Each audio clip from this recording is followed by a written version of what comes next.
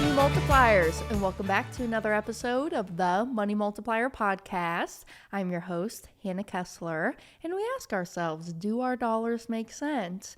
And for my folks who are watching on YouTube, we have Miss Monroe Kessler in the house, and the buzzers go off. So I don't know, she's been loving this room recently. So welcome back to another episode. I'm here every Tuesday uploading a new episode. And hey, also, if y'all haven't heard, I do have another podcast, Money Mornings with Hannah, that launches every Friday. Or you can catch my live stream if you follow me on Facebook, Instagram, LinkedIn, YouTube, Hannah Kessler. Hannah spelled the same ways forwards and backwards, Kessler with one S. You can catch that live 9 a.m. Eastern time every Thursday. So come and join me live. You can ask me questions in real time. I'll be there. I'll answer them. But just another segment just to give y'all more value and hopefully to help y'all as we learn and adapt and build our own empires.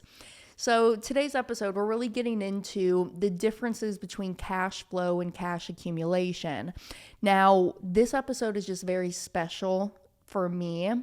I was able to sit down with my 91-year-old grandfather. We call him Papa. And Papa, being born right at the end cusp of the Great Depression, just seeing how much has changed within our economy and the banking business that we have here in America, just kind of hearing his approach to things. He has came from a family that, his father was a very successful businessman. He had 3 brothers. They had a family business. Notice how I said the word had. Because there's some struggles, the family business, it's a hard thing when you're trying to direct yourself between family life and then business life. So Papa, he's done very well for himself. And now we're at kind of the time where he's on board. He's ready to go to assisted living. He's going to be moving to Florida to be near Mom and I, and then Aunt Sandy's moving down to Florida as well. So it's going to be a good change for him, I feel, allowing him to have friends and he can go do things, play cards, go out, So I'm very, very excited for this next chapter with Papa, but it's been a lot. It's emotional. It's not easy having to come to grips with, okay, I got to move out of my house, this place that I've been living at for the last 20 years. And, my wife, her long-term memory is still there, but her short-term memory is just shot. She's diagnosed with dementia and Alzheimer's. And, specifically too, just with the care that comes into the house, you can't rely on them. I mean, we were just there over the Thanksgiving week. And there were 2 days where the caregivers should have shown up, but they called in both of those days, and Papa can't even bend down to put on his own tennis shoes, right? So I think this is going to be a very good change for Nanny and Papa coming down here. But in the episode, Papa really walks us through his childhood, growing up where within the Catholic faith and, being a military vet, how he met Nanny, and Nanny's my grandmother. That's what we call her in the family, just FYI. And, how him and Nanny really built, their family with Uncle Brad and my mom, and just kind of seeing what has transpired from that, the investment moves that he's made and making the business decisions, being the president of the family business. So Papa's going to walk us through his history and really what he's learned over the course of his life. And I ask him questions that I'm just curious about, how has the mindset changed? How has the economy changed since you were a kid and growing up? So hopefully you guys will find a lot of value out of this episode, but more importantly, I'm really doing this for myself. I really want to document this time and me being able to sit down with Papa and ask these questions. Now, I will say the question that I did forget to mention when I was sitting there with him, I said, Papa, now this was said offline, so I'm beat myself for not getting this recorded, but I did ask him this question. I said, Papa, what is more important to you? Is death benefit more important to you right now in your life, or is cash more important to you? And his answer was cash. So that's really what we're talking about is, we can't focus on the cash accumulation. I think that's where a lot of the traditional masses, what we're advised to think about is just hoard your money and stash and accumulate it away, versus really talking about the cash flow and what's coming into our families every month. And that's really the big differences of how the wealthy think and operate with their money versus the masses, because we're just not taught that. We're taught to go and store your wealth inside of a savings account, a 401k, an IRA, put money within the markets, go buy your stocks, your bonds, and hopefully, it's going to pan out and it's going to work for you. But really, go back and think, how well has that been working out for people up to this point? So it's time to start taking control. It's time to start thinking like the wealthy think. And Papa did a great job. He was more on the side of cash accumulation because that is just where his generation was at. But now, once he succeeded and he was taking over the family business, that's what got him into his tax-free bonds. He loves tax-free bonds. That's all that he does. And he's got an IRA that he is living off of too. And it's just different. Even we come to Papa sometimes with some investment opportunities, like some real estate lending deals, and it's just too far outside of his comfort zone, which is okay. That's his rules and how he wants to follow right now in his life. But it's just different, the different thinking of where we're at within the specific place of our life, because I get it, right? Being 91 years old versus, let's say, my father who's 58 years old, Papa's not willing to take on as much risk as, like, say, my father and my mother, because, hey, what if something happens and I lose it all? What then? I'm 91 years old. So it's just interesting. It's interesting to get those different perspectives. So I will shut up now. I will introduce y'all to my grandfather, George Haubrich. And I hope you guys really enjoy this episode. So let's get into it. Well, hi, Papa. Thanks for sitting down with me today. Hi, Hannah. I get a pretty girl to ask me questions. So, Papa, before we get into our conversation, can you tell me your name, how old you are, or your date of birth, and where you grew up at? My name is George Haubrich. I was born in 1934, June 29th, 1934, in Alexandria, Louisiana. Okay. And growing up, you had 4 brothers.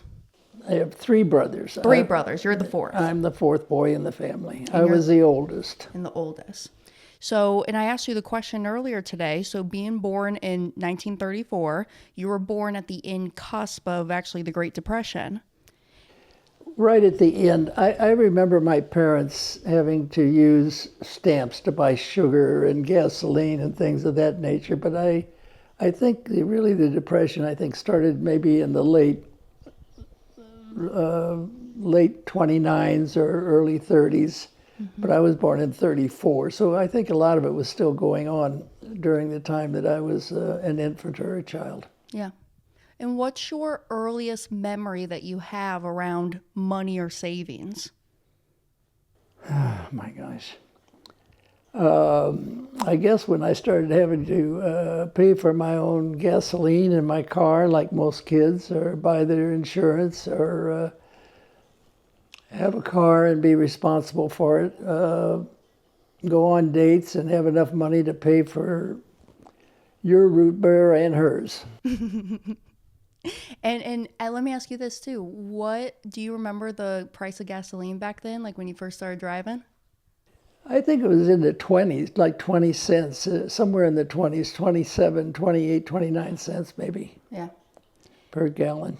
And so your dad, we call him Papa as well, your dad and your mom, what business were they in? During the prior to the Great Depression, my grandfather and my father owned some newspapers in Colorado. But my grandfather ran for Secretary of State, and he lost the election, and he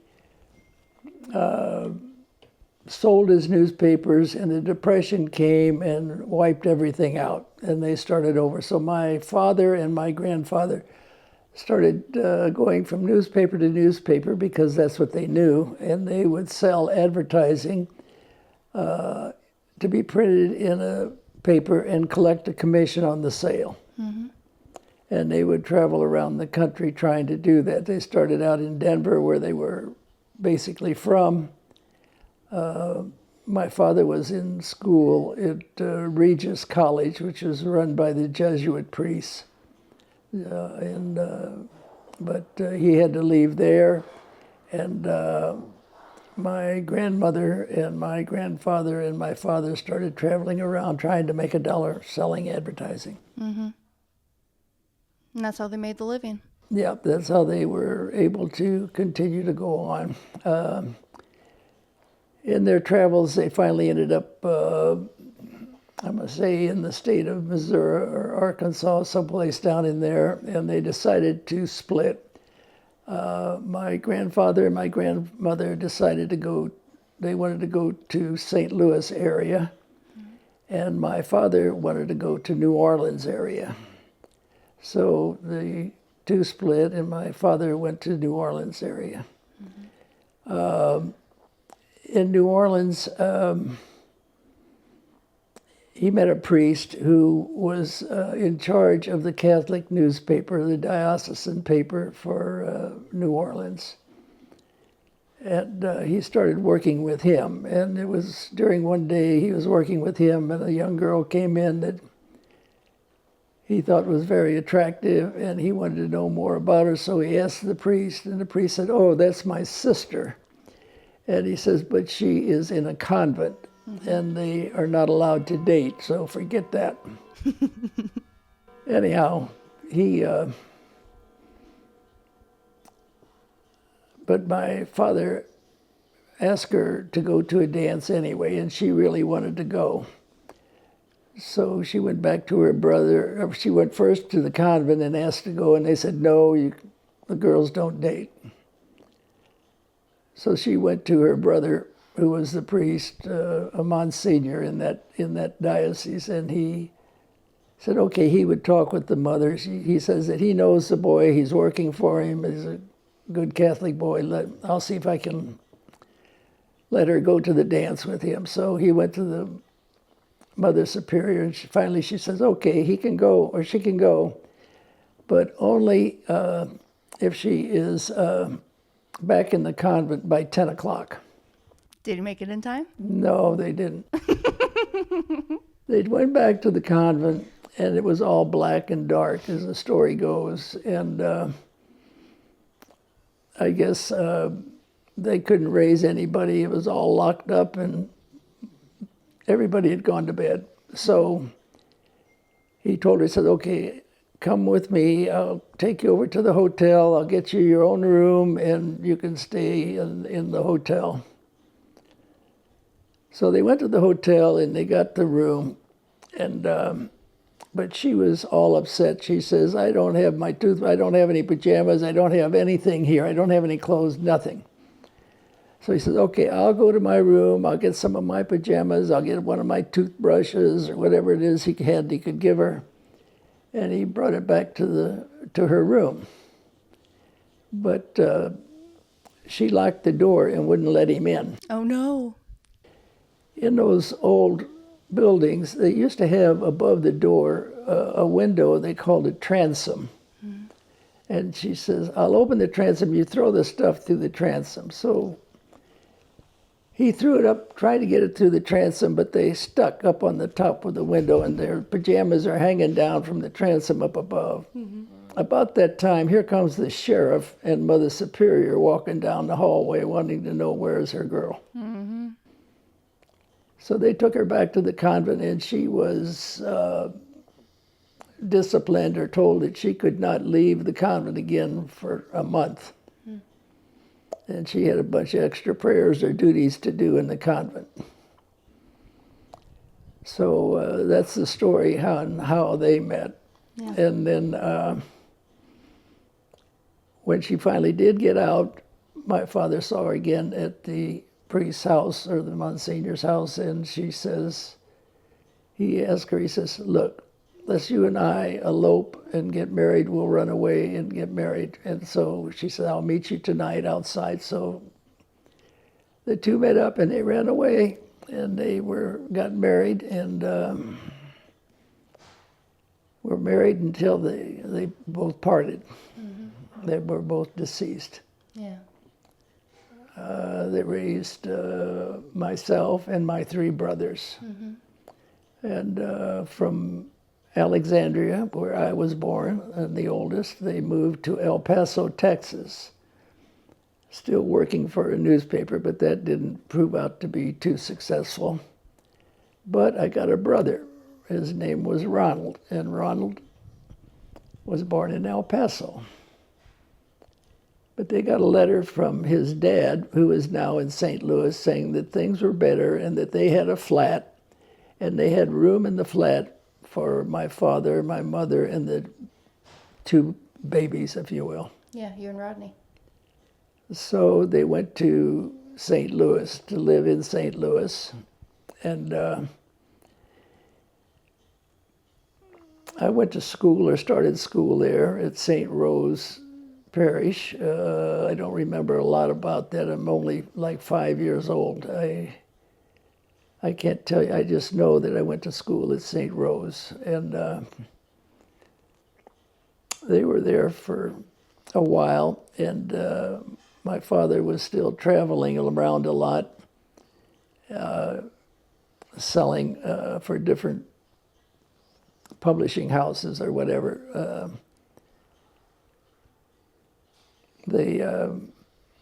Anyway, he went to Quincy, Illinois, and I guess he had an aunt who, her name was Valera. Aunt Valera had a hat shop. She made hats for ladies and sold them in her hat shop. Mm-hmm. And she had saved a little bit of money, and my father saw this big house.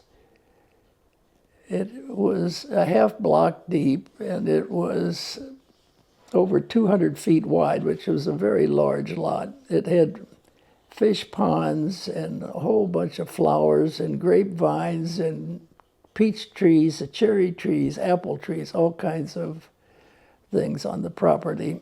The main water system to the house was a system where the gutters on the house filled the system in order to get water.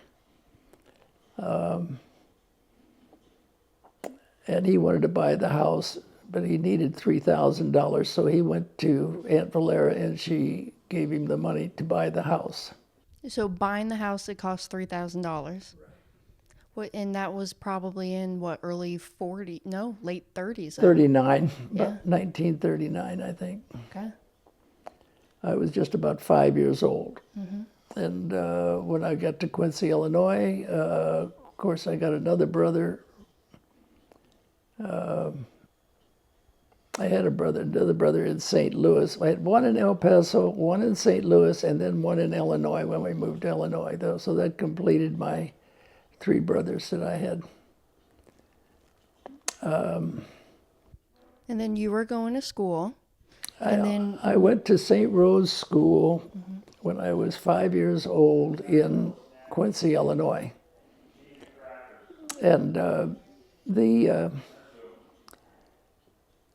the nuns right away started teaching me Latin prayers to be a server boy. All the boys in the parish were server boys. They all had to serve Mass for a Monsignor there. Monsignor Fox was his name. And we had to memorize these Latin prayers and the hand signals that they would give you to move the book from one side to the other, or you had to go light the candles on the altar, and things were different in those days with regard to who could go on the altar itself. The altar was kind of a very sacred place, and girls were not allowed on the altar, only boys. even the nuns, they would prepare the candles, but we had to take them out there and set them on the altar and light them. Wow. Because even the nuns didn't go on the altar. Huh. When did that change? Do you recall? It was during Pope John the 23rd's when he held a big, what do they call it in the church? There's a word for it, and I forgot what it is.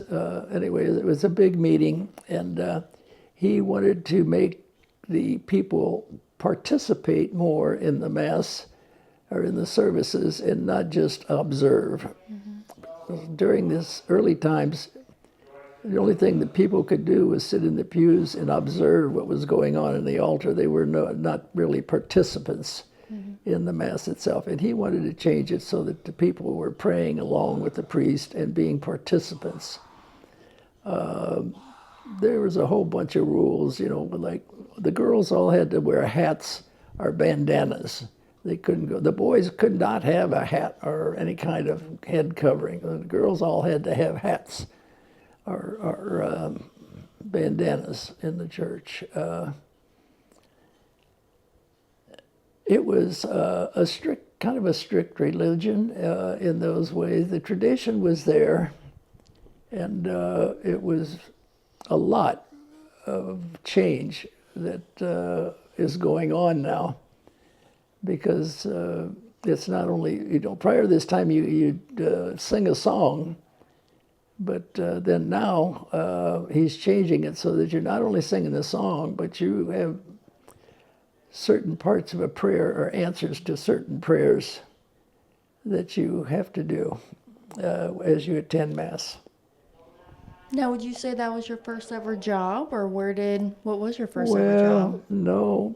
I was never paid for being an altar. Well, we got a tip, if it was a wedding or something, they would give all the server boys maybe $1 or $2 tip because they served for a wedding or a funeral or something of that nature. Okay. But other than that, the church never paid, or nobody ever paid you for being a server boy.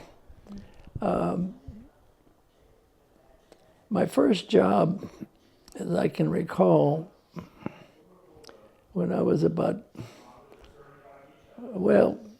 as time went on, my father and my grandfather built in the back of the house a printing shop, and they started by buying old used machinery, and we had it in the basement in the summer kitchen. Then they built on a garage, and they kept filling in or buying older printing presses and things of that nature. And I learned to run most of them, or all of them, I would say. A lot of them were hand-fed. Then we got into some that became automatically fed, where you could set a whole stack of papers there and walk away, and the machinery would feed itself. But prior to that, we had to, even on large sheets of paper that might be, 23 by 38 inches, a large sheet of paper, and you'd have to feed that in, and it'd have to be there at the right time for the machinery to grab hold of it and take it on. Mm-hmm. So you had to work with the machinery. Of course, then we got into what my grandfather was a printer, a journeyman printer, and he taught me what was called the California typecase. And the California typecase is individual characters where you take one character at a time and you hold it in what they call a stick, and you make a line of characters with the spacing between the words and so forth, and then you get one line, and then you put in a spacer and you start the second line and third line and fourth line until you line out the whole article. Then either you apply or the machinery applies ink, or has an ink roller that rolls over this type. They put a paper on top, apply pressure, you get a printed page. Mm-hmm. And that is probably your first ever duties, would you say? Paid yes, duties? I think we used to get 5 or 10 cents a week as kids. to work in the print shop. So you ask about a first job, that was probably the first, working for my father and my grandfather in the print shop. And let me ask you this. When you were working within the print shop, is there, and probably even a little bit later on in life, was there a principle that your parents taught you about money that has carried on throughout your whole entire life? Well, no, I guess just to be frugal and to try to save up for the things that you want, if you can wait long enough. So most of the time as a kid, an ice cream cone might be something you could afford now instead of waiting to get a toy car or a truck or something else that you wanted. You might have to wait several weeks and do away with the ice cream. But at any rate, most of the time you can't wait, and you just spend your money on the things that you want now, that you can afford now. Yeah. And the other stuff will come in time. Maybe Christmas will come and I'll get the toy that I wanted. Then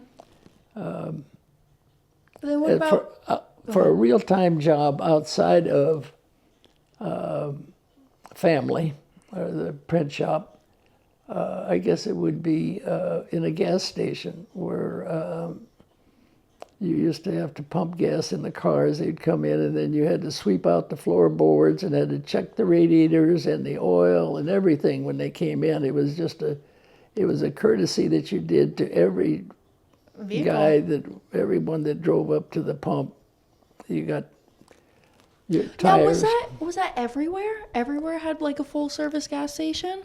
Yes, most of them were. Most of them in those days were full service because they all wanted the customer. That was a big thing.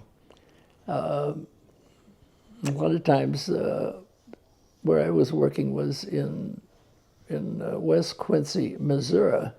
We lived in Illinois, but when you cross the Mississippi, you go to Missouri. So in Missouri, the tax was a little different. And in those days, they would sell a lot of cigarettes because the cigarettes in Missouri were about half the price of what they were in Illinois. Oh, wow. Because of taxes. And so they would come over just to buy cigarettes, but you still had to check the tires, sweep the floorboards out in the car, check the radiator, check the oil, and had to do it quickly, so that you get to the next one. So tip money too. They're making some tip money? They're making some tip money doing that too? No, you never got tipped for doing that. It was just something that was expected by anybody that pulled up to the pump. Interesting. I think may have been, I think it was $17 a week. If you put in, say, a 40-hour week, then I would get $17 as a kid to perform those duties. Okay. If you wanted gas, you'd sell them gas too, but that was in addition to what was going on. So that was really my first working experience, I guess, would be, first of all, in the print shop. And then away from family, it would have been in the gas station, okay? And then after that, I guess military. Hey, Money Multipliers, pardon the interruption, just really quick. I want to get real with y'all. If you've been carrying around this weight of your financial life by yourself alone, the stress, the confusion, the feeling that you should be farther ahead than where you're at right now, you don't got to keep doing things the hard way. Money Game Live in Tampa, this is a space where people come to finally break free, to rewrite their money story, to stop surviving and start building the life they know that they're meant for. And I'm telling you that something powerful happens when you get into a room of people who are done playing small, who are ready to take back control of their future. You see what's possible. You get the clarity. You meet the people who have done it and been there before. And then you start to feel the hope again. But Tampa is just a couple of months away. It's coming up very, very close, and seats are disappearing. So if this is something that's been kind of whispering to you, hey, I need this, listen to that gut feeling. So go snag your tickets, moneygamelive.com, and give your chance just to breathe again, to grow, and just to believe in yourself. So this is going to be your breakthrough moment, and all you got to do is just show up. And as my yoga teacher always says, showing up is 50% of the work. I will see all of you money multipliers in Tampa. And let me ask you, before we get into your military days, which thank you for your service, but when people were making their money, where were they storing it at? Were they keeping it at the bank? Or were they keeping it home in cash? Most of them were keeping it at home, I think, in their mattress, under the pillow, in a cookie jar, wherever. Most of them were not. They'd go to the bank if they wanted a mortgage to buy a house or a car or something. They would use the banks, but the banks were very stringent in those days on how much down payment that you had to have, and so on and so forth. So anyway, that's my recollection anyway. Do you think back then more people trusted banks than what they do now? Or is it kind of the same? I really don't know. I would say, yeah, I guess they didn't have any alternative, according to them, other than to go to the bank and try to convince the banker that they would pay the interest and pay the premium monthly, whatever it is they wanted to borrow. Yeah. What about you, though? Do you recall like your first time ever opening like your first checking account or even savings account at the bank? Did you go alone, or did your papa go with you, or?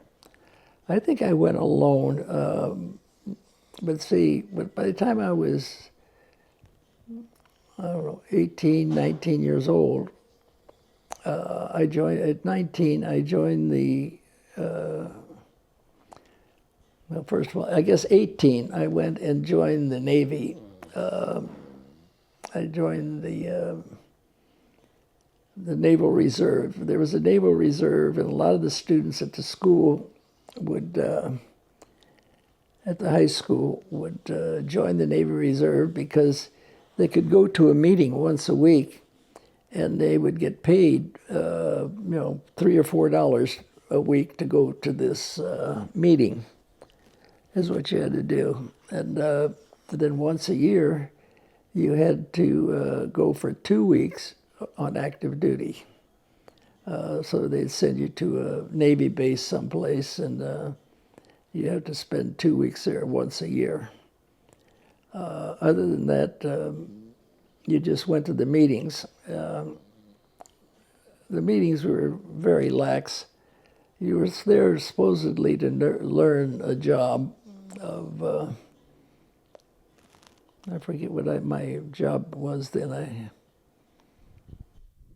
I think you told me the story that you got in trouble one time, so they put you tried to get fired one time, right? And then because they gave you a specific duty, and you're like, I don't want this duty, so I'm not going to be good at it. That's another story.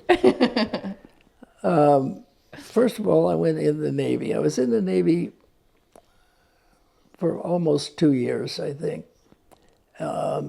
And I was going to high school at the time, in my senior years of high school. And when I got out from there, I went to Quincy College, which was run by the Franciscan Fathers in Quincy, Illinois. And then of course, I had a girlfriend. And my girlfriend's friend, her friend, was getting married. And so my girlfriend wanted to get married. And I told her, I said, I don't have any money to get married. I don't have a job, and I can't get married. She says, well, she was about a year older than me, and she had been working for the telephone company as a switchboard operator, okay? And so, but she had been saving her money. So she says, I got some money. Come on, let's go. So we went to the jewelry store. She bought her own ring. And I went home and told my mother I was leaving, and boy, my father was out of town. I knew that if I was going to get out of there, I had to go when he's out of town, because I would have been in big trouble if I tried to leave when he was there. So she tried to stop me, but I just told her no, I wanted to do this. So I said, okay. So we ran away. We left Illinois, and we got to the state of Louisiana. I knew that area better because I had been traveling it previously with my father.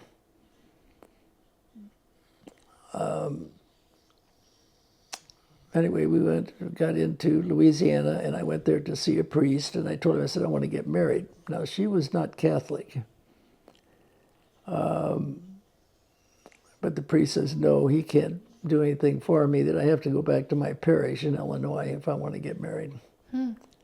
I told him, I said, look, either you have to marry me, or I'm going to have to go over here to the Justice of the Peace or something for the state of Louisiana and get married. So he says, okay, I'll call your parish. So he calls back to Quincy to talk with my pastor, and that's when they get involved with my mother and the pastor and everybody. And finally, my parents decided, well, if he wants to get married, let him get married. But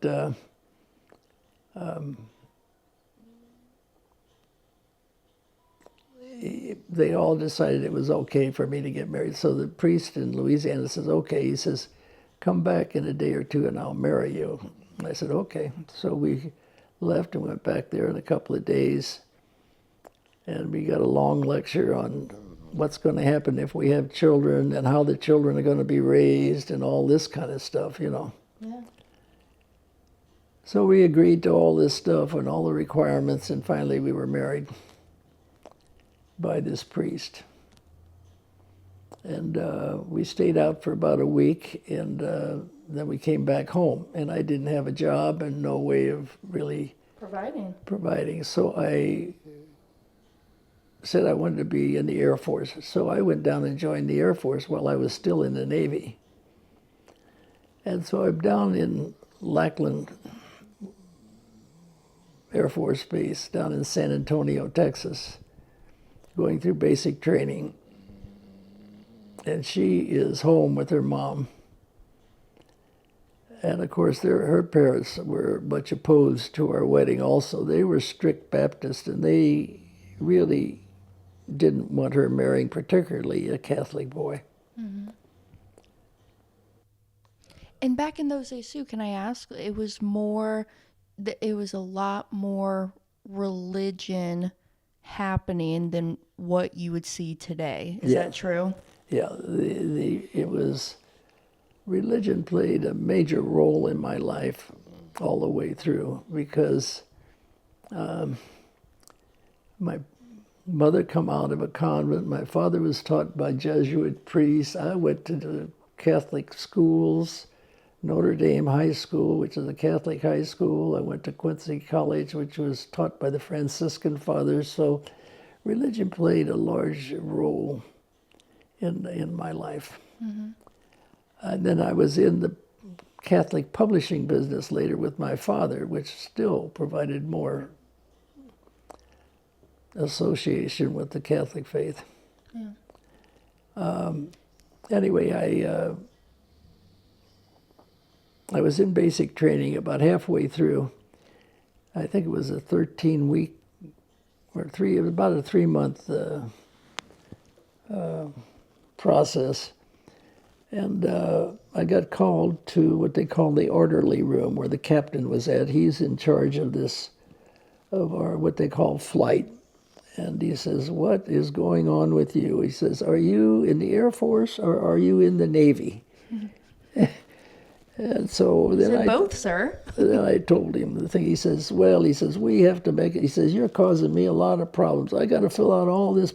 He says, where do you want to be? Do you want to go back and be in the Navy? I said, look, I'm already here. I said, I'm just going to stay in the Air Force. He says, okay. Go back and finish your training.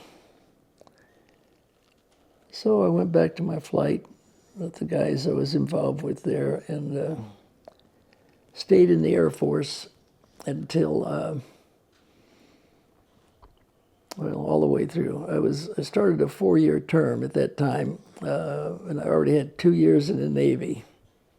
So really, I got paid a little bit more than the other guys because I had what they call longevity, 2 years more than they did. Mm-hmm. So I made a few extra dollars. But anyway, after I got out, she came to San Antonio, and then they had scheduled me to be what they call a academic instructor. I was supposed to teach math to other Air Force cadets.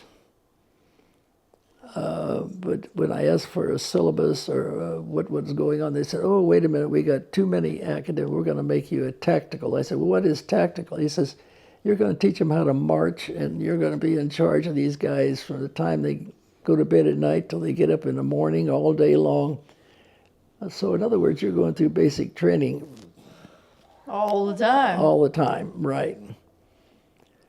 I said, I don't want this job.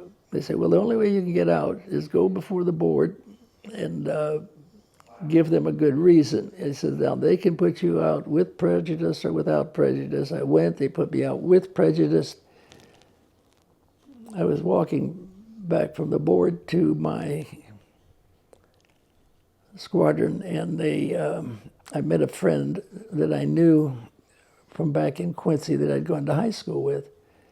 And we stopped to talk for a minute, and I told him what was going on, and I showed him the papers that they had given me. He says, oh, George, he says, let me tell you, he says, you see this where they check this box on this side? I said, yeah. He says, well, erase that check and put it over here on this side, and then take these papers and go over here to career counseling.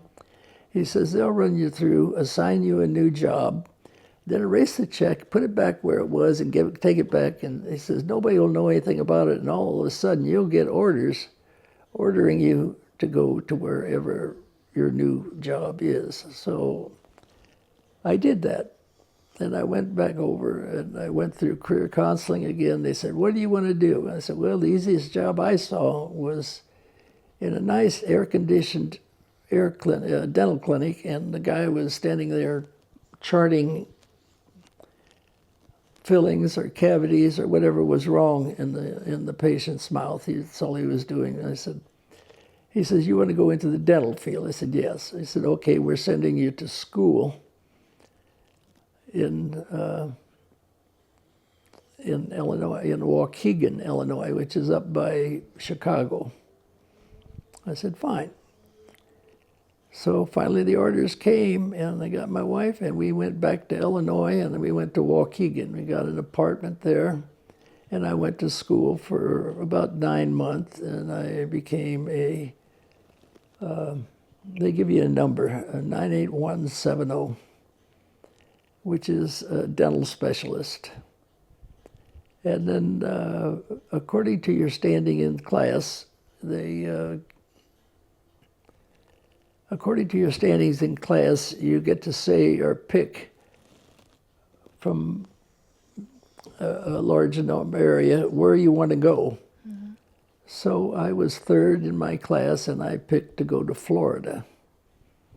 So they sent me today to what is Orlando. Mm-hmm. There was a place there called, oh my gosh, I forgot. Pine Castle. It was Pine Castle Air Force Base. Today, Pine Castle Air Force Base is Orlando International Airport. Yeah. It was, I don't know how that happened, but anyway, it did. So I went to Pine Castle, and I worked there with a guy from North Carolina, a new graduate from a dental school. His name was Dr. Drawn. He was from North Carolina. And he never wanted to do anything except sit in the chair and tell me. So I ended up doing a lot of dental work there. I did fillings, I wrote prescriptions, I did almost everything that the dentists were doing. I didn't extract any teeth. But I did fill them and with permanent filling. Sometimes they had two major filling materials. One was silver, which was called amalgam, and the other one was a clear silicus, which is kind of a white plastic. And so that's what I did for 2 years. And then they said, well, you've been here for 2 years. You got to change. We're going to send you to Guam. I said, Guam is an island out in the middle of the ocean. I said, I don't want to go in the ocean where I can't drive away and get back on the land. And so they said, well, I have one alternative. He says, we are opening up an old World War II base in Homestead, Florida, which is about the first key. Mm-hmm. And so I said, fine. So I went to Homestead, and I was the only one there in this old building. And orders were to buy up new equipment or order the new equipment and to modernize the place and make it suitable for dentistry. So that's what I was doing, and all of a sudden they started sending me in graduates they had a program where these doctors who became dentists, if they were paid, their schooling was paid for by the government, they had to spend so much time in the service to help pay the government back for their time. So they sent me in these, they were all second lieutenants of, first officer rating. And anyway, I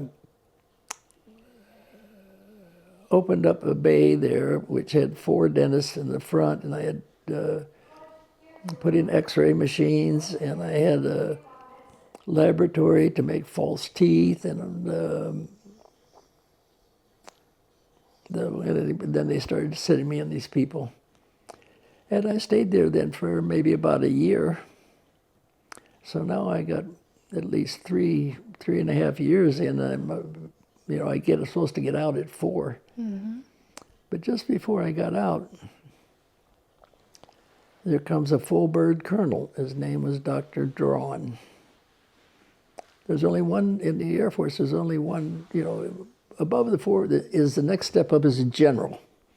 The base only had one general on it. He was the base commander, and he was a general. So other than him, the full bird colonel was the next guy in line. Mm-hmm.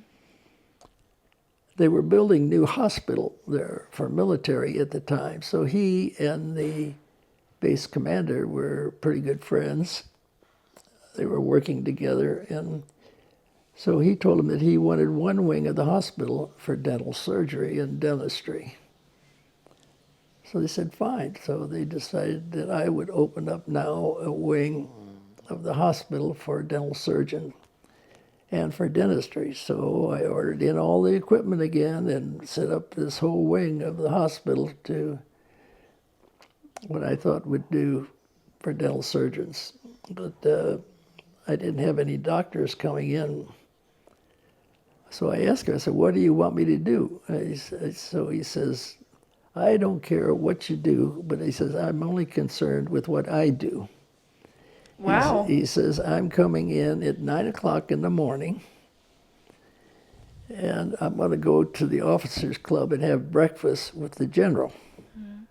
And then the general and I are going to play tennis. And he says, if you can find me, he says, 1 patient a day. He says, I'll take one just before noon, because at noon I'm going home. He was from Coral Gables, Florida. Mm-hmm. And he had already had an established practice up in Coral Gables when the military called him back in from reserve. And he says that he would do 1 patient a day if they outranked him. But nobody there could outrank him because he was in the top rank. Yeah. So I couldn't put anybody in his chair. So you were not allowed to do dentistry on dependents at that time. on the military dependents. On the military people, fine, but not on they wouldn't provide a dentistry for the dependents. Yeah. I started doing all of my buddies' wives, their kids, and everything else. I called them all in, and I would give them an appointment just for something to do. Why do you have such an attitude about it? He was just kind of done because the military called him back in. He was already on reserves, and he's like, "Oh my gosh, I really have to go do this now." Yeah, he didn't want to interrupt his practice up in Coral Gables, Florida. Coral Gables, Florida at the time was very affluent. And I think he had a very good practice running, and he didn't want to be pulled out of his practice up there, but he was a reservist, and he stayed in the reserve. And so they called him, and he was like, I must say, 55, 60 years old. You know, he'd already put in all of his time and everything, but he had stayed in the reserve. And but they called him to come back in and take over this wing of the hospital that I had that they started, and I was to be in charge of. So. And then I got out of the service. He got out of the service first, and then I got out of the service. But before then, when you were practicing and treating, their wives, their kids, maybe, did all of that money go to your pockets, or did it go back to? There's no charge. No charge. No charge. Okay. I didn't charge. You just wanted to do something. You were bored with your day. Yeah, you had nothing to do. A lot of times I remember, the Air Force had their, for the military boys that wanted to go out in the ocean and go deep sea fishing, okay? Or you wanted to go to the aquatic center to go swimming or whatever you wanted to do. I could even go down to, they had their, when you sit in these places to get a suntan with the lights and so forth. Okay, I had them right there in the hospital, and I just go down there and sit in there whenever I wanted to and get a suntan, do anything you wanted to do. It was an easy life and a good life. But my marriage at that time went south. I was going to ask because, where was she at? She was just back at home living with her mom? Yes, she went back. I went back on leave. I had a 2 weeks of leave, and I took her back home to see her parents, and I went back to see mine. Oh, so she was living with you in Homestead? Yes. Okay, got you. She from the time that we left San Antonio, all this military time, she was with me. Okay, until maybe a year before I got out. Okay, and we went on leave, and we got home, and of course, I remember I went to eat supper at her parents' house. It was a Friday, and in those days, the Catholics were not allowed to eat meat on Friday, but they had cooked a big platter of pork chop, and of course they passed it to me first. And so I took a pork chop and I put it on my plate. And of course, then my mother-in-law at that time says, "George," she says, "I thought that Catholics couldn't eat meat on Friday." I said, "That's true. Catholics are not supposed to eat meat on Friday. But, I say, I'm in the military. And because I'm in the military, the Catholic Church has granted a dispensation to all military people to eat what they can or what is provided. So I can do whatever I want to do with regard to that as long as I'm in the military." So that was just some of the stuff that was pushed on you. And the big thing is that her mom didn't like you. They didn't like me because I wouldn't go to their church. They didn't like me. They didn't want me to have sex with their daughter. In fact, they would send her all kinds of condoms and things that she was to get me to use so that she didn't get pregnant. Okay. So they were involved too far into my life as far as I was concerned. And I just told them, I said, "Hey, this is my marriage and my life, and I'm not going to join your church, and I'm not going to become Baptist. I'm going to stay Catholic." It's what I knew and what I was familiar with, and I didn't want to make changes. So she decided she was going to stay home with Mama and would not return with me to go south. So when I got to south, I got a big box. I put all her dresses, shoes, everything in a big box, and shipped them all back up to her in Illinois. And did you file for a divorce? Well, in those days, you could not, anyway, in our county, you could not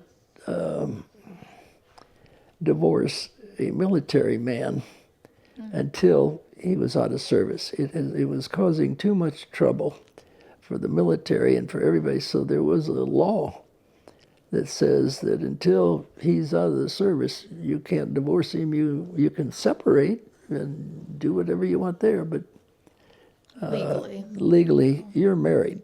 You're going to stay married until you get out of the service. That's not still true today, or No, is it? I don't think so. Yeah. I don't know.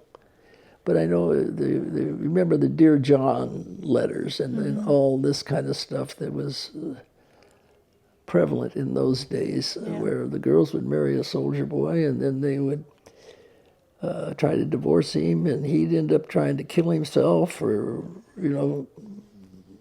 very unhappy with his situation. Yeah.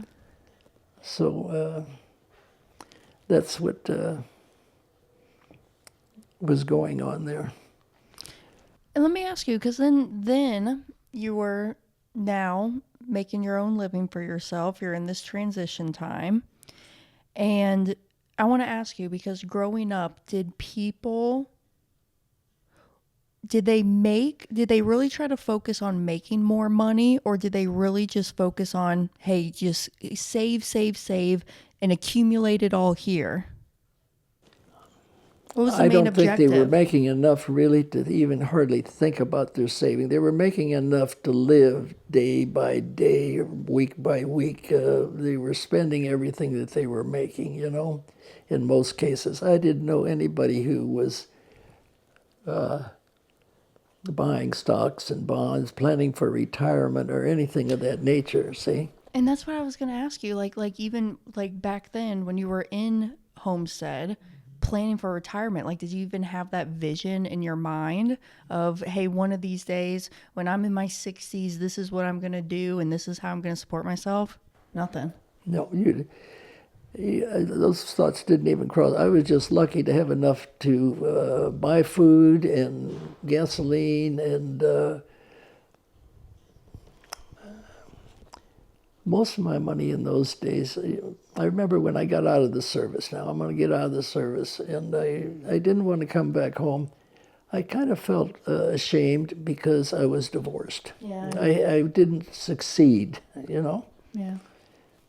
So I went to St. Louis, and I got a job in St. Louis as a metallurgist. A metallurgist is one who they were this company was making stainless steel pipes for nuclear submarines. And all the welds on these pipes had to be X-rayed or gamma-rayed, and to make sure there were no flaws of any sort in these pipes, okay? So that was my job, and that's what I did, is I was X-raying these pipes and making sure that they were good, okay, good to go. So during that time, when I was there, I got a call from Dr.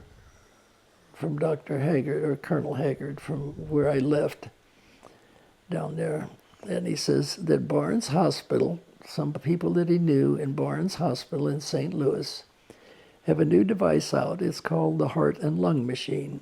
Now, when you are operated on during operations, you have to keep the blood flowing through the body so that it becomes oxygenated and keeps you like breathing and so forth. It keeps the oxygen in your body. Yeah. So they got this machine that takes over the place of the heart when you have to have an operation on the heart. And they're looking for somebody to run these machines during operation. He says you will write your own ticket like the doctors do, your charges and so forth. It's not a salary job. It's something that you set a price on, and they pay it. So that's what he told me was going on, and they were looking for somebody. So this guy called me and wanted me to come and observe what was going on with this machine and observe it in operation. So I went, and they had like a podium, and their operation table is up here high, but then you got a bunch of tubes and everything running down to you and your machine, which is down here a couple of steps lower. And you got all your gauges and your tubes and everything.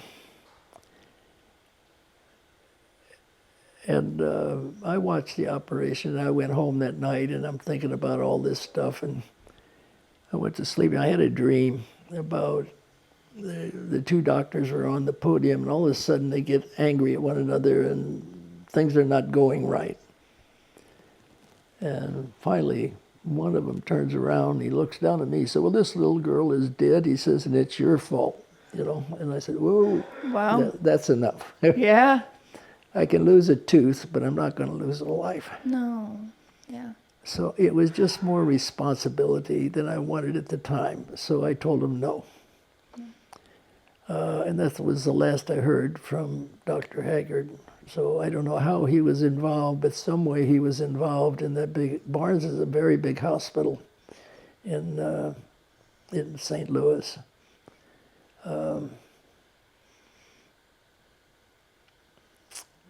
So anyway, I didn't want to go back home, so I went to St. Louis, and I lived with a group of boys again in an apartment house. There was like 6 or 7 rooms, and 6 or 7 boys each had a room. The lady and the old man, she would prepare meals, breakfast and supper for you as part of your rent. And she would clean. That's nice. And clean the apartment for you. Of course, you had to pay her a weekly rate to clean your apartment, feed you, and so on. Okay, so anyway, she would take care of that. So when I got out of service, of course, I had a little bit of extra money because they give you a bonus or getting out bonus, and I went out and I bought a new convertible Ford. And, Did you already have a car? This was just your second car? Yes, I already had a car. I had You pay cash for it? I had a car. Yes, I made payments on it for 2 years when I was in the service. Okay. And it was a Chevrolet. It was 1960s something Chevrolet. But then the second car, when you got your bonus, did you just pay cash for it? Yes, I took the bonus money and I paid cash for this. It was a Ford convertible. It had a white top. It was coral and pink in color. Cute. And I'd get with these guys and we'd go riding through Forest Park, which is a big park there, and the girls were out there, and we'd honk and wave. And when I would go home on the weekends from St. Louis, and I'd go to the print shop, and I started printing business cards for all of us, you know. And one of the boys there, his name was Roy, and his last name was Rogers, Roy Rogers, okay? So I made a little business card, and it had a little cowboy there with 2 guns, you know, and it says, Roy Rogers, always a full load. Okay. You came up with that too? Yeah. The slogan? And then another guy was Ernie. And Ernie, I had a picture of a scorpion. You know how a scorpion cocks his tail up over the back, and that's where his stinger is. And Ernie with the deadly stinger. Okay. And then let's see what else.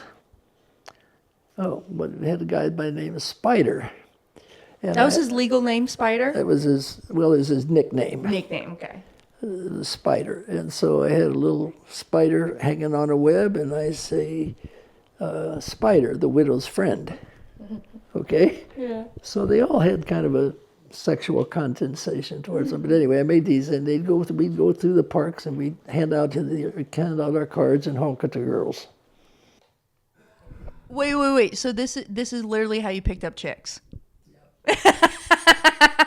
It's so funny. That's where we picked up the chicks. And of course, on weekends I would go back home, and that's where I met Marilyn.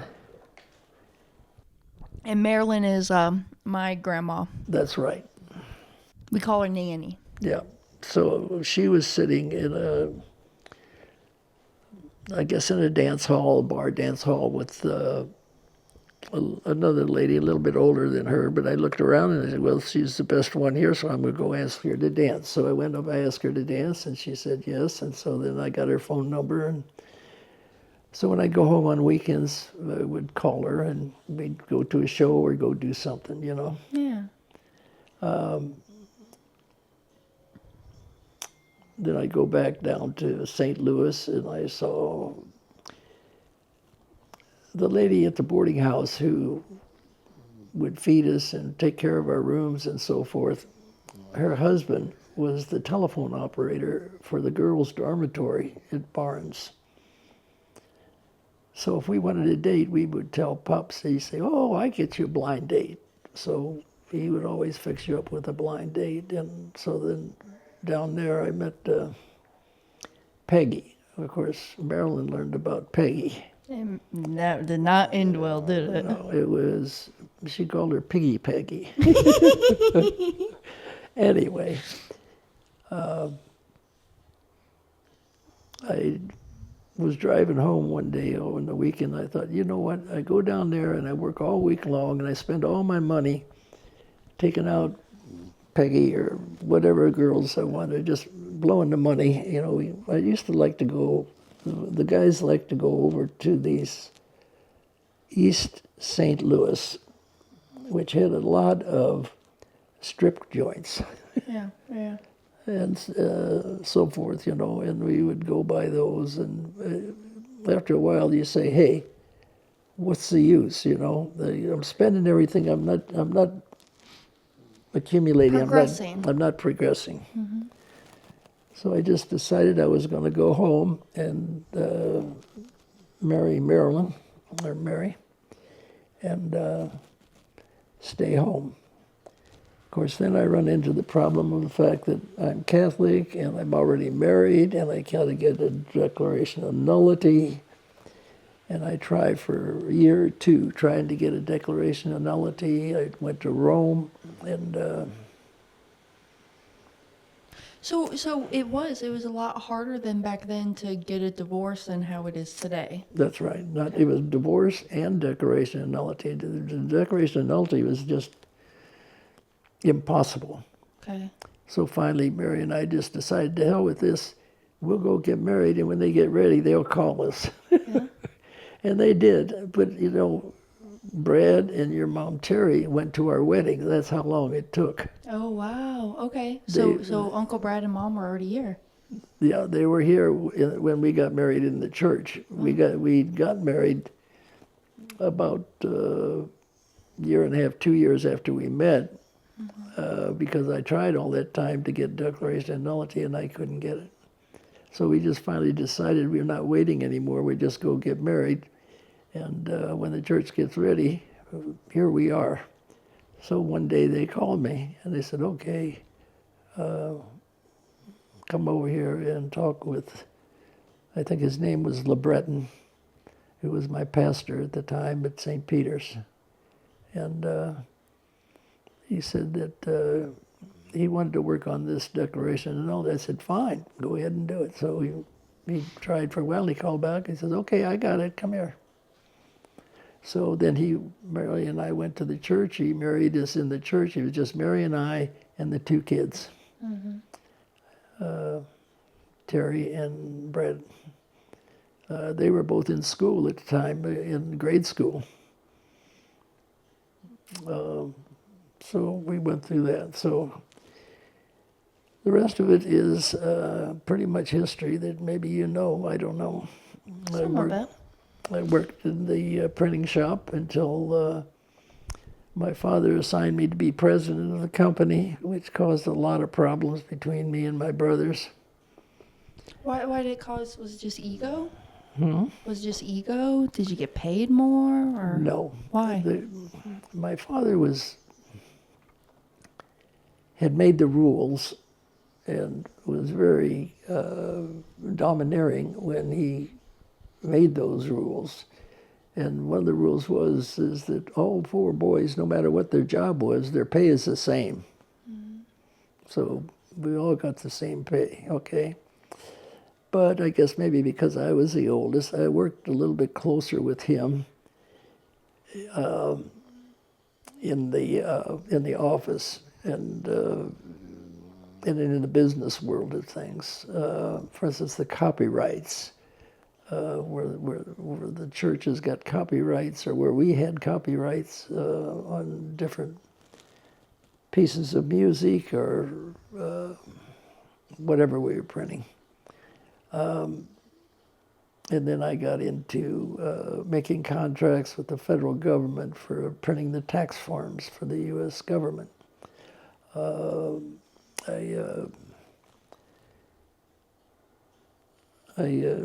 did that for a while and filled up time on our presses when things were slow. But the missile business for the Catholic Church, when they changed from Latin to English, all through the 70s, even into the 80s, it was just booming for us. We had to buy new web presses and to keep the stuff flowing. You know, putting about 25,000 an hour running around the clock. Yeah. To try to meet. We had. I had over 2,000 Catholic churches buying our products for all their people in the U.S. Then I had all the military. And then I got into all overseas, any place that spoke English. And then we started into Spanish, and then we started into the Spanish stuff. But all of it had to pass through copyright inspections and the Catholic Church, what they call the imprimatur, or in other words, it's their stamp of approval. Mm-hmm. That they approved of what we were doing, and because they didn't have anybody else doing it, because we were doing it for them for nothing when we started. And then it was all paid for by advertising that we would solicit, and we kept the accounts, and we would bill the people for the advertising of was printed on this stuff in their area, you know. So you would pay. So essentially, you invested that money back into the business. Mm-hmm. Okay. Did you have like set budgets and stuff, or did what? Set budgets? Like, did you and the brothers ever come together, like have budget meetings? Yeah, we would. First of all, it was. What was it? It was 19. I'm trying to think of the year now, and I can't remember.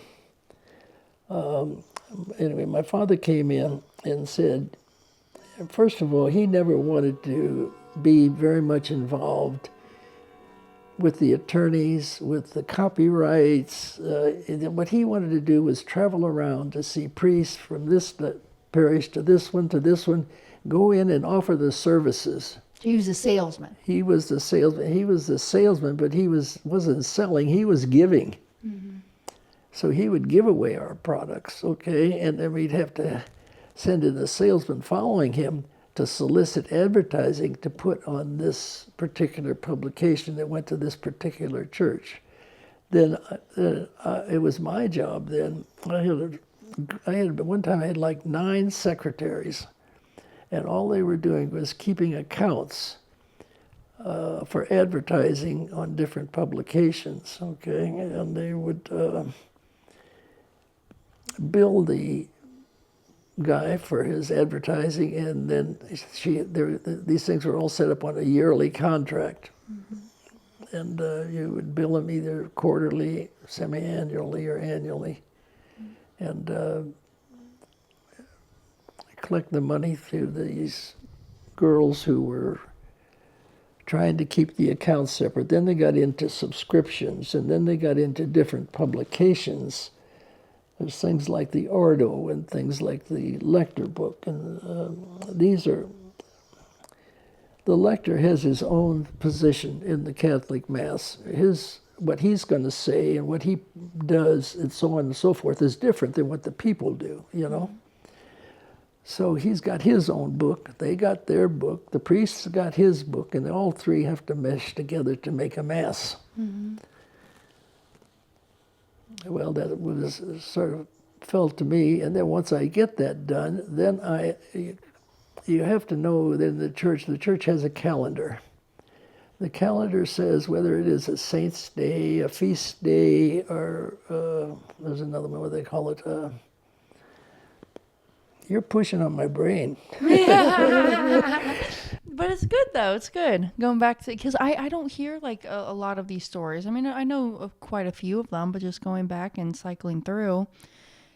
And as I'm sitting here, too, I'm just thinking, because, you know, the whole topic of this episode here today is I'm just showing our people that specifically they're going out there, they're working, and what they're taught is that, hey, go out there, work, make a good living, climb the corporate ladder, max out your 401k, and then keep your fingers crossed and hope the government's taking care of you, right? And a lot of people, it just hasn't worked out for them up to this point in their life. You know, a lot of people are in that retirement age that has to actually go back to work because they have to survive. They can't keep the roof over their head and put food on their table.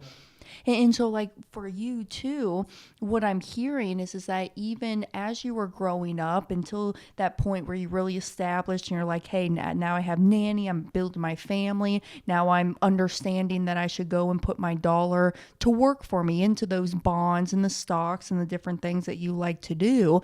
But even prior to that, is it fair to say that cash flow was more important than just cash accumulation, because you needed that money coming in just for that survival?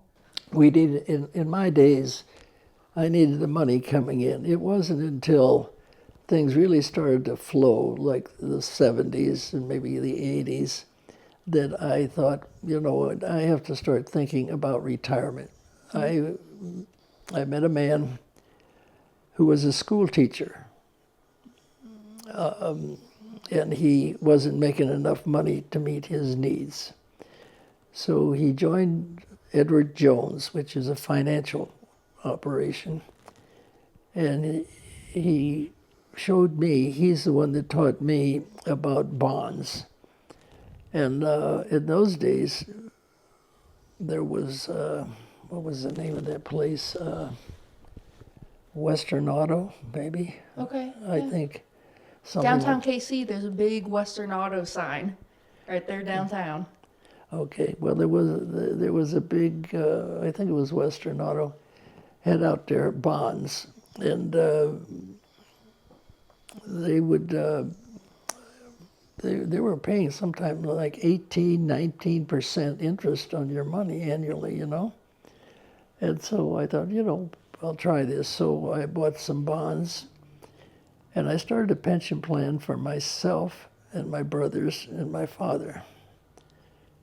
But as my father saw his starting to grow and so forth, and he knew he had the whole business behind him, you know. Anything he wanted, the business paid for it. He didn't pay for it.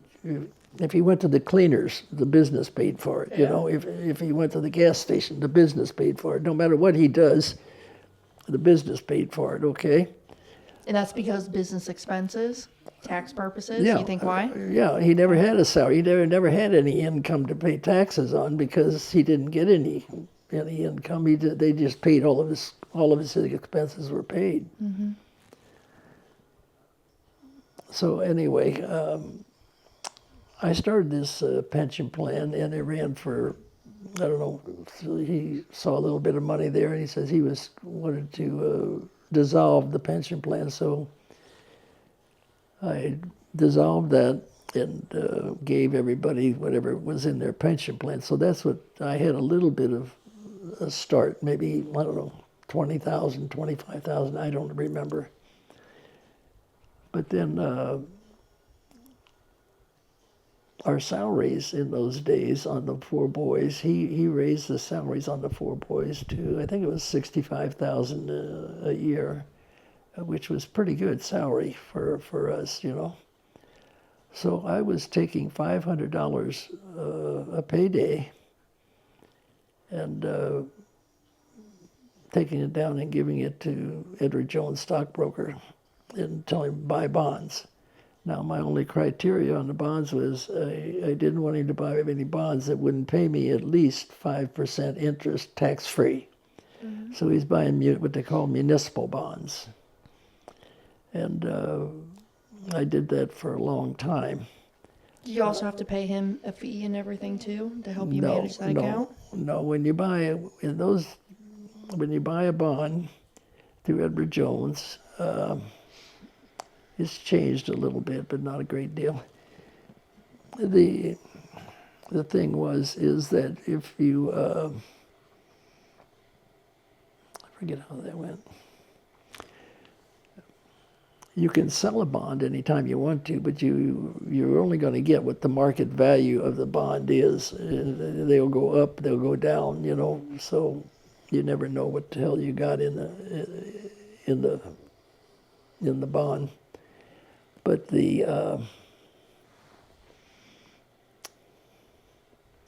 anyway, I started buying these bonds, and then I got so that I was taking like $500 down there every week and just throwing it into these bonds. And I kept building up a pension plan so that when I got out, the reason that I got out was that because my brother, I only have two children, Terry and Brad. My brothers all have more. They all have like 5 or 6 children. Oh. And they're saying, you know what, as time goes on, right now, the 4 boys are equal.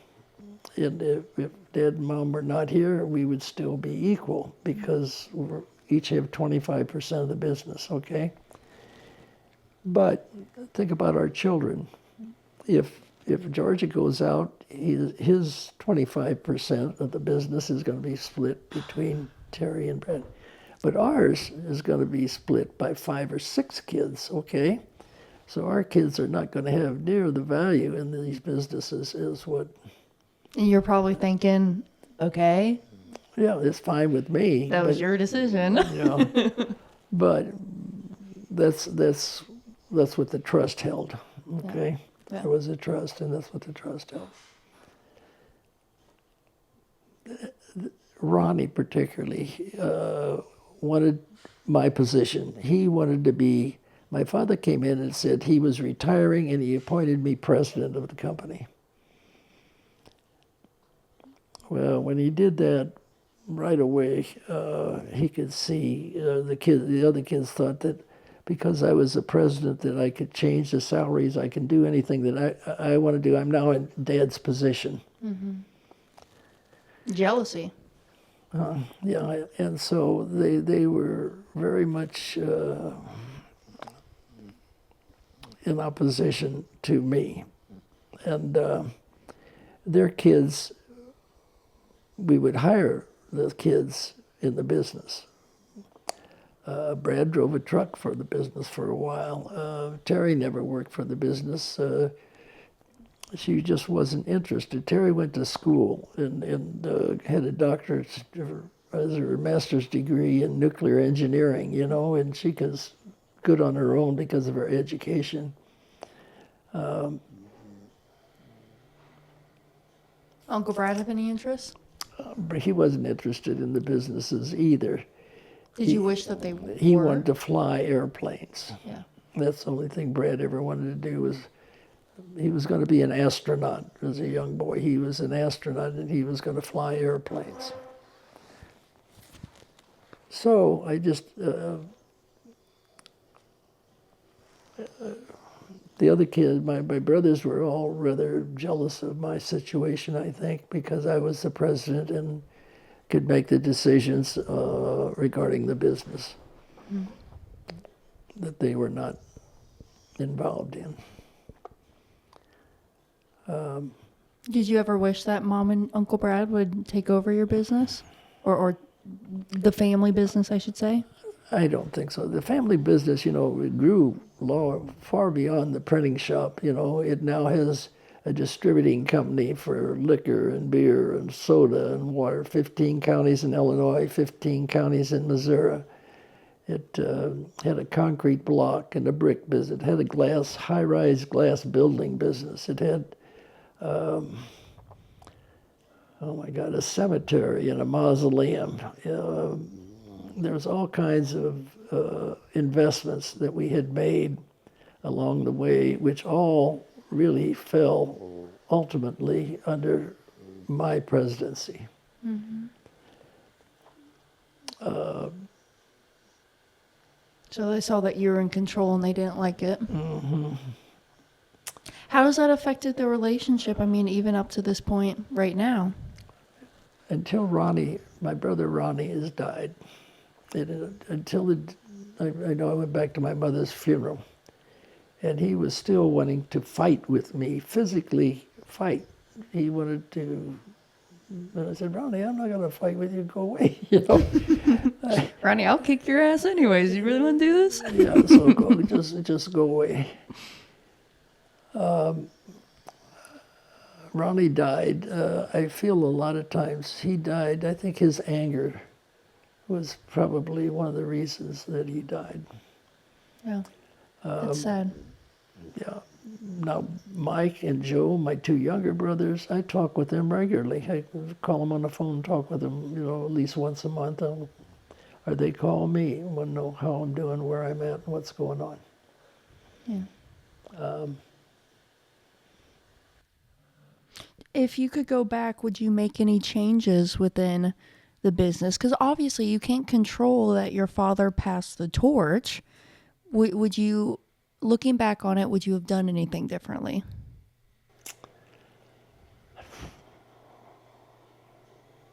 As far as my own survival, no, I don't think so. I don't know what I could have done any differently.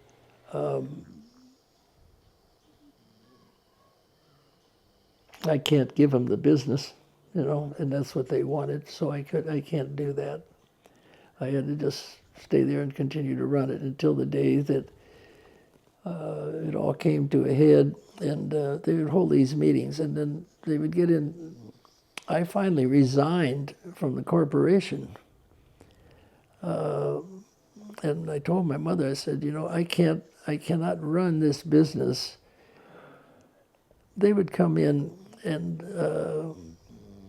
screaming and yelling through the offices about something that they didn't like. They would accuse me of stealing. They would accuse me of doing something wrong, whatever it was. And I told my dad left my mother the controlling vote of the corporation. Now she's well into her 90s. And she had never been involved in the business. Yeah. And so, but she looked upon me to run the business. And I had savings accounts for her and money for her and bonds for her that I had bought and income for her so that she never had to worry about it.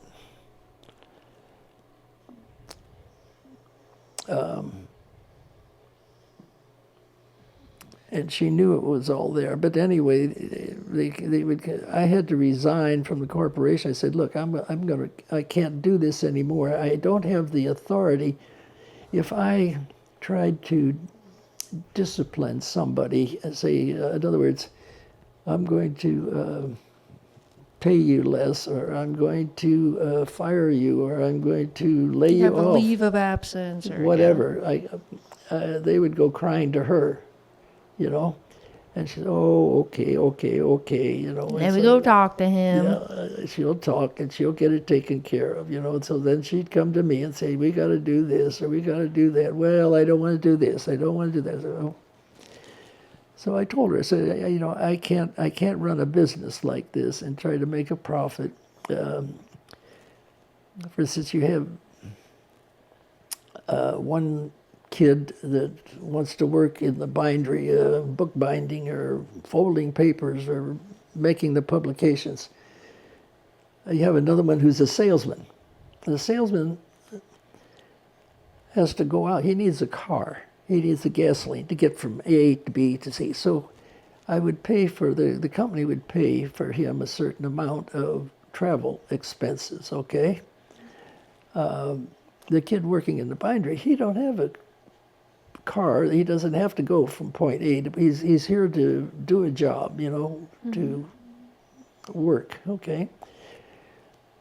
So I couldn't give him a car, and so then they would get mad. So then they would go to their dead mom. So then their dead mom come into me, and it was just a really a mess.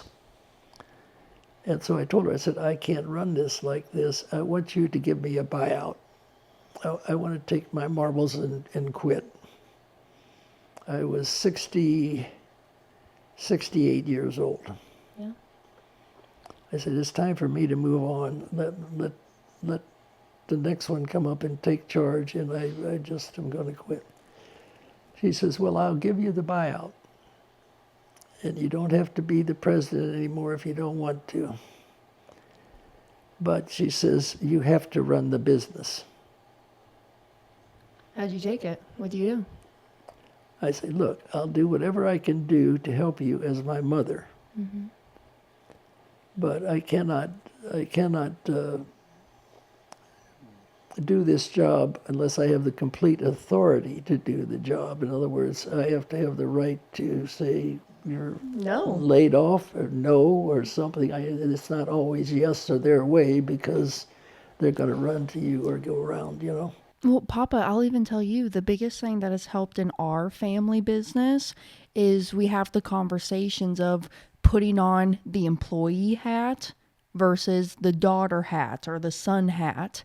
And sometimes, like, even we're sitting around the dinner table, Dad will want to start talking about business stuff. And I'm like, hey, I love you, but it is 7 o'clock at night right now. I have my daughter hat on. So we'll talk tomorrow at 9 a.m. when I have my employee hat on. Well, at some point, somebody's got to make a decision. Yeah. No matter when you do it, at one point or another, there's going to come a decision. And so either you can do it or you can't do it. And if you don't have the authority to do it, forget it. Mm-hmm. So I took the buyout, and she was supposed to pay, well, at that time it was 1.3 million or something like 1.34. I said, look, just continue my salary where I am. I say, I don't want any money now. I say, just continue my salary until I'm 90 years old. Wow. I went from 68 to 90, which is what, 25 years or something like that. Anyway, so that was the deal. So they did that for 2 years. And I wouldn't go to the corporate meetings anymore. I wasn't there. They couldn't argue with me. They couldn't get me to do anything. And yet she says, he's got to run it, okay? So that was the situation. Well, they didn't like that situation either because they had no way of getting at me. Mm-hmm. But when they would go to these meetings, they would yell and scream at my mother. Oh, man, they'd have 4 or 5 guys all battering her at the same time saying, we got to do this because yada, yada, yada, yada, okay? And was it more money greed or power hungry or? It was, I think it was position and money. position and money. They, my father had established a generational pay grade. In other words, his four sons would, generation one would be my mother and him, who were both employed. My mother was employed, and I paid her every payday with the rest of the people, even though she never showed up a day or did anything, but she got a paycheck. Yeah. Okay, so mom and dad were generation one, and their pay grade was wherever in the hell they wanted to set it or do, pay for whatever they wanted, okay? Generation two was the four boys. Okay, generation three was their children. Those pay grades were the same thing, unless their jobs meant they have to have a car or they don't have to have a car, okay? If you had special charges for something, within the business, it became a business expense, fine. But there's no reason to pay somebody who's working in the bindery any more than there's somebody working in the office, as if they're within the generational system. So that's what I tried to keep running and tried to go with. And that's the way things were when I left. Yeah. Let me ask you this. If you weren't back and you were talking to your 30-year-old self, what would you prioritize more of? Now, specifically, this is just a money talk on it. I know there's a lot of things that, because Dad always says, oh my goodness, if I could go back and even 25 years ago and know what I know now, I'd be doing things a little bit differently, right? But like specifically, would you get into investing earlier? Would you start saving money sooner? So for like my young people here in America, do you have a piece of advice from someone who is 91 years old? No, I don't know anymore. When Brad started making money, they came to me and they wanted me to invest for him.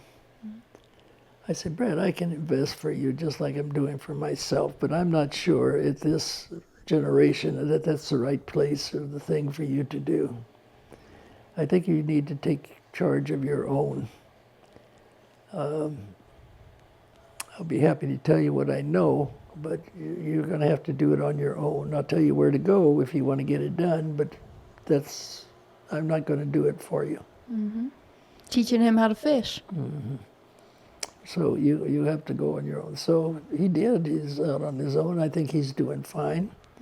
And he wanted to fly, and he's got to flying, and he's still flying. So I don't know how this thing is going to work out now with he and Sandy. I'm worried about that. Yeah. And I'm also worried about Nanny and I and us having to change our lifestyle again to go into a nursing home. But you have support and you have family. We're going to get it done. You have support and you have family. We're going to get it done. And I think maybe that's the big takeaway too, is that think long range. That's one of the principles that we talk about in becoming your own banker is I think it's rule number 2, because rule number 1 is capitalize, don't be afraid to capitalize. And number 2 is think long range. And sometimes it's hard for people just to look past even this week or this year and just, looking at things of, hey, does dementia, Alzheimer's run in my family? Does diabetes run in my family? Just thinking that long range can help prep a lot of people from times that they probably aren't thinking about. Well, I know now I need my girls to come. I didn't have any here today. That Terry took the place. Yeah. So she got a car that was broken or can't get her here today, or somebody else's don't come because they got a toothache or they got another problem, a medical problem. They have to go see a doctor or whatever. And that's all when you're working with people, you're always going to have those kind of problems. Yeah, for sure. But I'm getting to the age now where I can't put on my own shoes and socks, you know? And I have to help Mary do her things, which is going on. Anyway, financially, I'm not worried about my situation. I think I have enough money to see me through the end of our time. I guess, I don't know. My mother lived to be 106, so that's a long time. I'm just 91. Yeah. So I want to ask you, Papa, do you ever get nervous that you're going to outlive your money? no, I think I have sufficient funds and sufficient income. Right now, it's always been in these last, I don't know how many years, but anyway, that I've been relying on my investments to support us. And I have been always making enough money, more than I'm spending. But now, I guess I've been talking with Terry and so forth. She's kind of my banker in some degree. I am spending a little bit more than I'm making. But even if I'm spending, $1,000 a month more than I'm making, You have all of your assets and your liquid money anyways that you've saved up over the years. yeah, I've got, if I was really to count everything, I'd count the house and count my stocks and my bonds and whatever else I have, it would probably be somewhere around $2.5 million. Mm-hmm. And I can afford to spend $1,000 a month for a long time to spend up $2.5 million. Yep. Of course, it could change. The people who are paying me every month for stocks and bonds, some of them could go bankrupt or broke and so on and so forth themselves, Yeah. which would... Some risk there. We do the best that we can. Yeah, just keep going where you're at. If I could go to the nursing home, I would probably save money. Basically a nursing home wants $5,000 a month for their room, okay? Mm-hmm. If I can find what I want. And then they want maybe, I'm going to say another $1,500 a piece for me and for Mary. So we'll give them another $3,000. So that's like $8,000 a month, okay? Compared to the 12.5 right now. Well, yeah. Terry says that I'm spending about 12.5. My income is about 11.5. Mm-hmm. See, so that's where I am right now. But now if I sell this house and take this money and invest it, I get another, say, add another $4,500 a month to another $4,500 a month to the 12. Now you're up to 17,000 a month income, and the charges at the nursing home is maybe 8 or 9. So more than sufficient. And then, hey, that's why it's so important, to sit down with the kids of the family, the grandchildren, why you have trusts set up so that when Jesus calls you home, you got...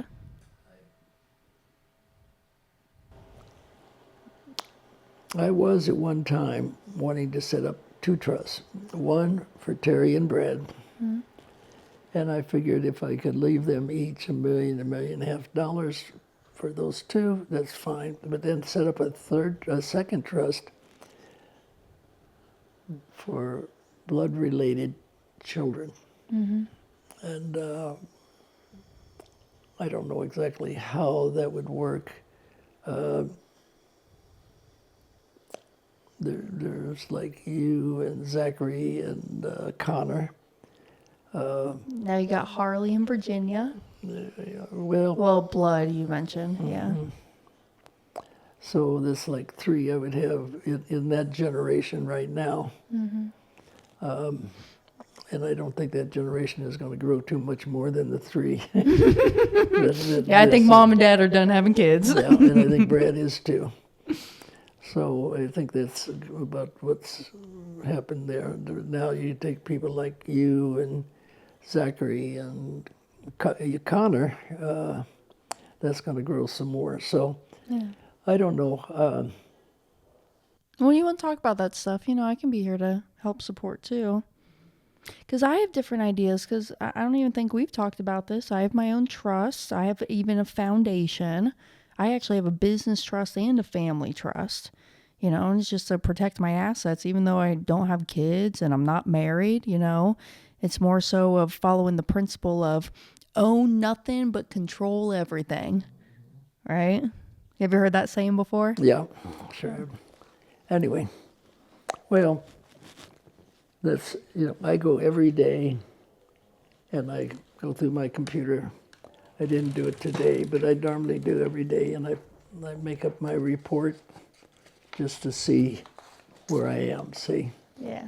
And I know exactly where the money is at and how much of it's in cash, how much of it is invested, and what is the annual or the daily income. I can break it down to. Which is good. You do better than like probably 70% of the population. No one's tracking their stats. Well, I don't know. Anyway, that's what I do. All right, well, I know actually my camera died over there, so let me come around here.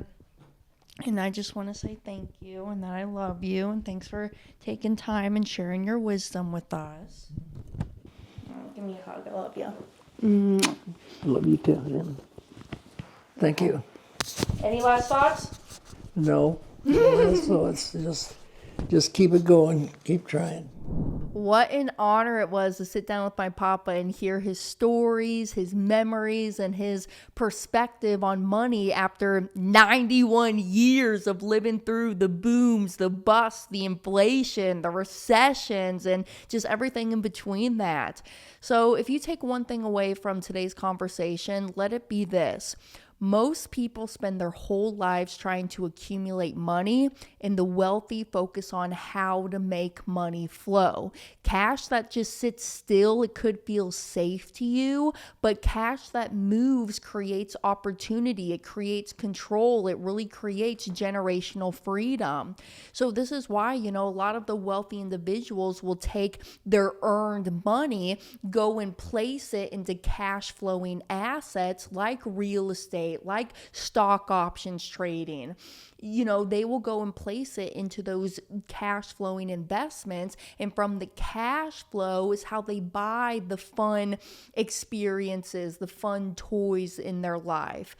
So again, money is just a tool, okay? It's nothing more than a means of exchange. So I just challenge y'all to stop hoarding your cash and your capital and really start thinking of it like it's your little green men, and you want to go put your green men to work for you so they multiply, right? Money multiplier. We're trying to multiply those green men, and now they're out there working even harder for us.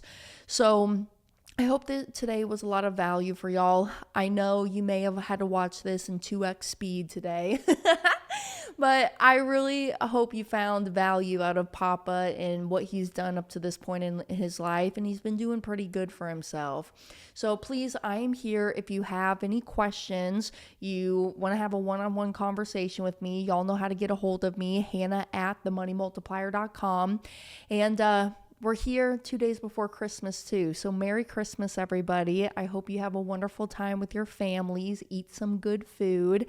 And come and check us out too, all right? Money Game Live is just right around the corner. So coming up in Tampa, at the end of February, moneygamelive.com. You can go and snag your tickets that way.